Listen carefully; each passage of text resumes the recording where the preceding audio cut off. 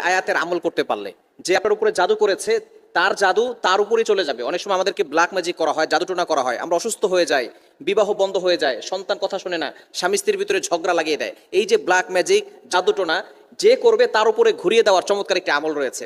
এই যে আমরা বিশেষ করে আমাদের কাছের মানুষ যারা আছে তাদের উপরে কিন্তু তারাই কিন্তু মানুষের উপরে ব্ল্যাক ম্যাজিক করে থাকে, কুফরি কালাম করে থাকে। এটা কিন্তু সত্য, অনেকে এটা বিশ্বাস করে, এটা সত্য। যার কারণে মানুষ অসুস্থ হয়ে যায়, দিন দিন সে একেবারে মৃত্যুর দ্বার প্রান্তে পর্যন্ত চলে যায়। এটা কিন্তু সত্য। এই যে দুশ্মনীর কারণেই কিন্তু এই ধরনের কাজগুলো করে থাকে। তিনটি কারণে মানুষ ব্ল্যাক ম্যাজিক করে। এক নাম্বার হচ্ছে দুশ্মন কারণে, শত্রুতার কারণে করে। দ্বিতীয় নাম্বার হচ্ছে হিংসার কারণে, আপনার লাইফে ডেভেলপ হচ্ছে এটা সে সহ্য করতে পারে না, হিংসার কারণে করে। এবং তৃতীয় নাম্বার হচ্ছে লোভে পড়ে করে, কারণ আপনাকে যদি অসুস্থ করে দুনিয়া থেকে বিদায় করা যায় তাহলে আপনার সম্পত্তি হাতিয়ে নিতে পারবে। এই জন্যই কিন্তু ব্ল্যাক ম্যাজিক করা হয়, জাদুটোনা করা হয়। এজন্য যে আপনার উপরে জাদু করবে তার উপরেই আমলটা ফিরিয়ে দেওয়ার জন্য কোরআনের একটি আয়াতের আমল করবেন। মনে রাখবেন, কোরআনের ভিতরে সব কিছু রয়েছে। আল্লাহ তাআলা পবিত্র কোরআনুল কারীমের ভিতরে নিজেই বলে দিয়েছেন। 15 নম্বর পারা 9 নম্বর পৃষ্ঠা 2 নম্বর লাইন সূরা বানী ইসরাঈলের 82 নম্বর আয়াতে আল্লাহ তাআলা বলছেন, ওয়া নুনাজ্জিলু মিনাল কুরআন মা হুয়া শিফাউ ওয়া রাহমাতুল লিল মুমিনিন।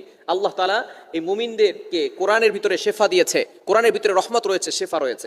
এজন্য কি করবেন, এই আমলটি করতে হবে ফজরের নামাজের পরে এবং আসরের নামাজের পরে। মাস্ট বি আপনাকে 5 ওয়াক্ত নামাজ পড়তে হবে, আমল করতে হবে ফজরের নামাজের পরে এবং আসরের নামাজের পরে।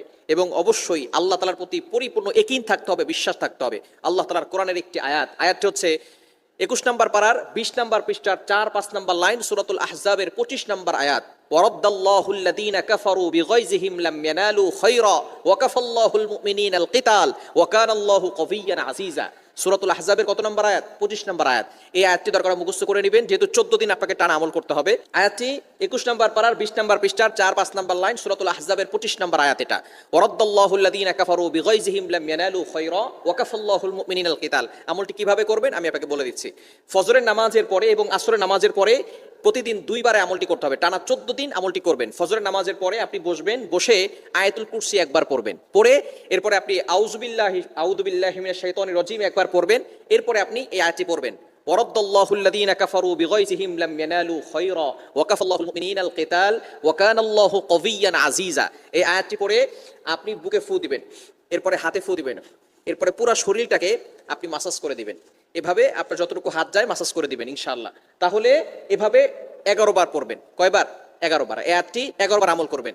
একবার পরে ফু দিলেন, আবারও পড়বেন আউযু বিল্লাহি মিনাশ শাইতানির রাজিম, ওয়ারাদ্দাল্লাহুল লাযীনা কাফারু বিগাইযিহিম লাম ইয়ানালু খায়রা ওয়া কাফাল্লাহুল মুমিনিনাল কিতাল ওয়া কানাল্লাহু কাবিয়্যান আজিজা। আবারও বুকে ফু দিবেন, হাতে ফু দিয়ে পুরো শরীরকে মাসাজ করে দিবেন।